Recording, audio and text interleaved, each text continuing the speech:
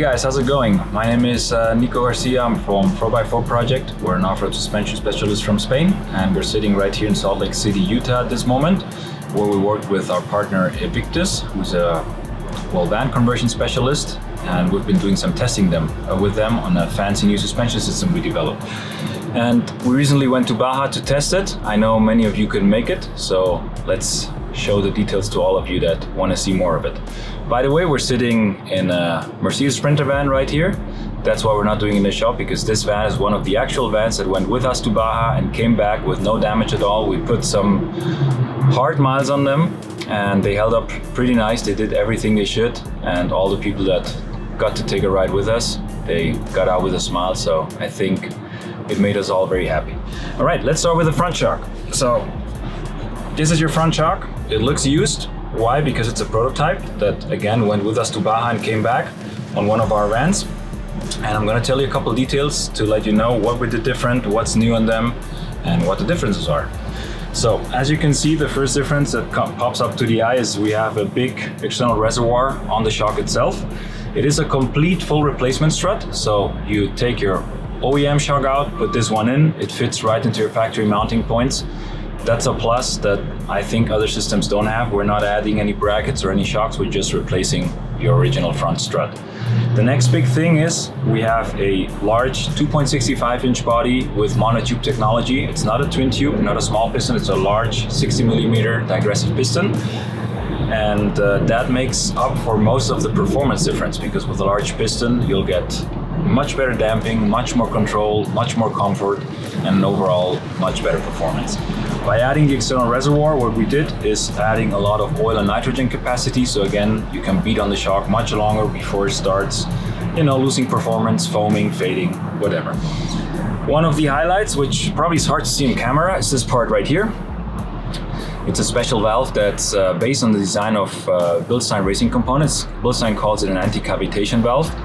And this valve is basically holding in here in the reservoir a secondary piston with its own shim stack, which gives us a much broader range of tuning in terms of weight, terrain, speeds we're traveling at.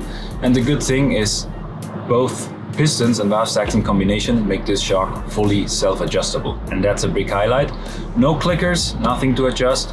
No need to learn how to adjust it, you just put it in and go. When you're going easy, the shock is soft and comfortable. When you start to push it, it ties up, it firms up, and it gives it the stability you need, to hit corners fast, to go over rough terrain at speeds that we didn't even think we could achieve before installing the suspension. So you should definitely come and try it. A few other details we've worked on. We have a massive aluminum bracket to keep the reservoir from shaking loose.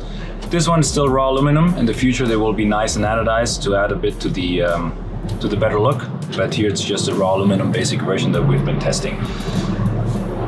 Inside here you cannot see this. There's a triple seal package which is just intended obviously to seal good, but also to extend the lifetime of these shocks, so you should have many trouble-free and worry-free miles where you can just enjoy your van going over whatever terrain you choose to. We machined a special piston rod out of a very strong material, and over that we added a hard chrome plating that's much thicker as you usually get, again looking for maximum longevity of the parts. We have a couple details, like here you have your nitrogen fill valve, which is secured with an extra cap, and then again another cap. This is just small details in case a stone hits your cap. Well, it's just going to be damaging the cap and not your fill valve, so you're not going to be losing any nitrogen pressure. For those of you wanting to run these for a long time, the good news is they're fully rebuildable, so either us or Evictus will have all spare parts in stock. This means if need be, because you've done a lot of miles to them, I don't know, you've run into a rock or something, bent something starts getting loose, you can replace just that one part and your shock is good to go again, so no need to throw them away. I think that pretty much covers the front shock. We'll be back with you in a second with the details about the rear shock.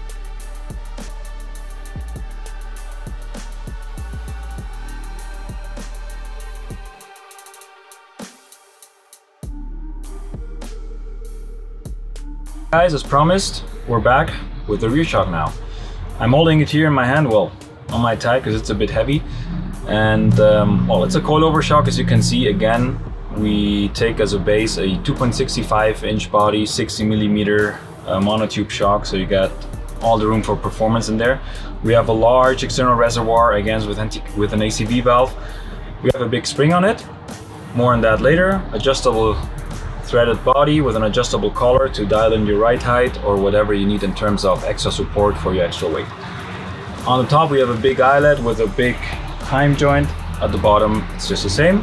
The reservoir is essentially the same as in the front, it's just a little larger because we have more room, and if we have more room we wanted to use it to fit more in it. So what do we have here? Why did we do this? Well, as you all know, once you start building these vans, the rear usually gets heavy.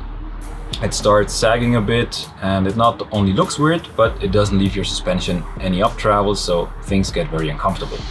So we improved the shock absorber, and then to compensate for the extra weight and maybe even give it a bit more ride height, although that was not a priority, we added a coilover spring. Why a coilover spring? Because it's very flexible. You can adjust it very easily without any special tools. You can even change springs to different rates if needed, although I think we'll get it dialed in pretty well within pretty close specs for everybody. And yeah, the challenge was to fit all this in the vans, and I'm gonna show you now the brackets we made for that, because I'm sure you're gonna like them.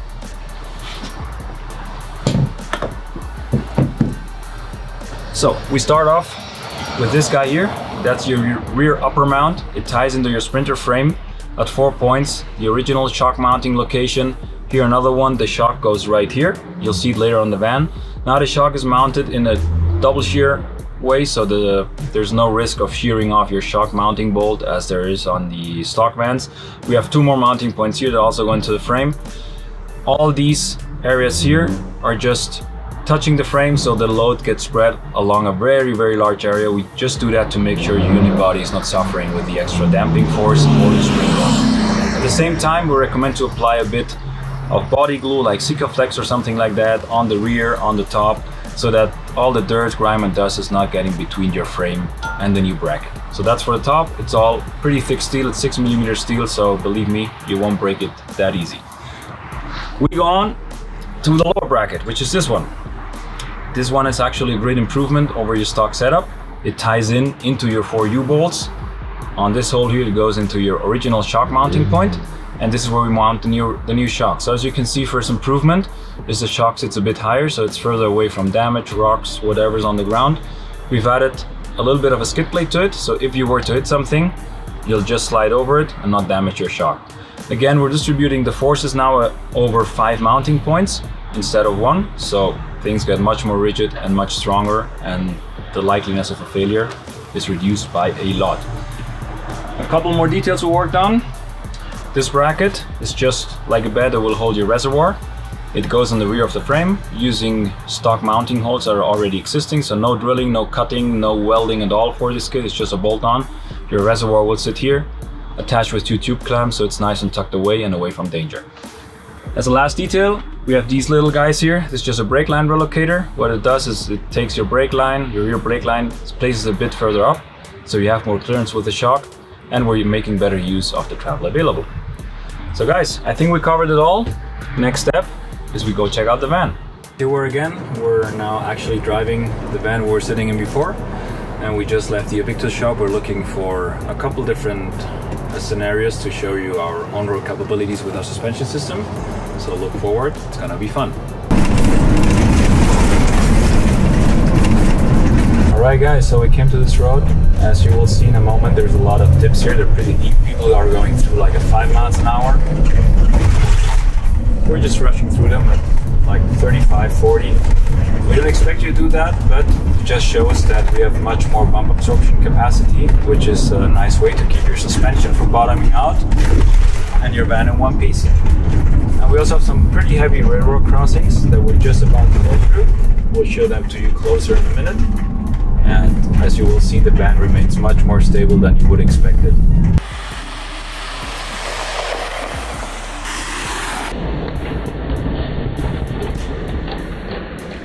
Alright guys, so one of the key points we want to highlight of our suspension is the on-road stability. We got a lot of questions about this. We've worked a lot on keeping the van stable on the road. We came here to a pretty wide road where we can demonstrate this. So let's say you're driving down a road, you have to avoid something at speed. We're doing about 35 miles an hour, and now we're just cornering really hard, much harder than we ever could with our stock suspension.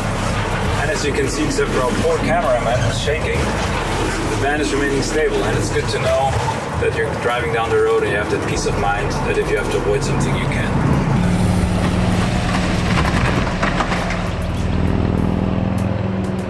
Alright guys, we're back on the highway heading home.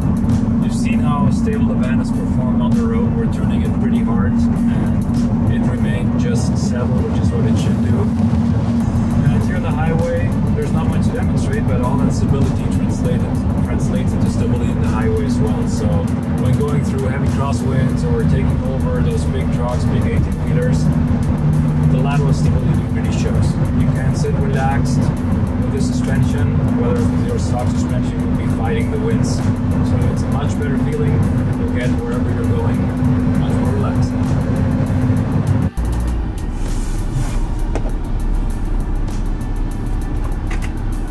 Alright guys, so we're back at the Evictus shop.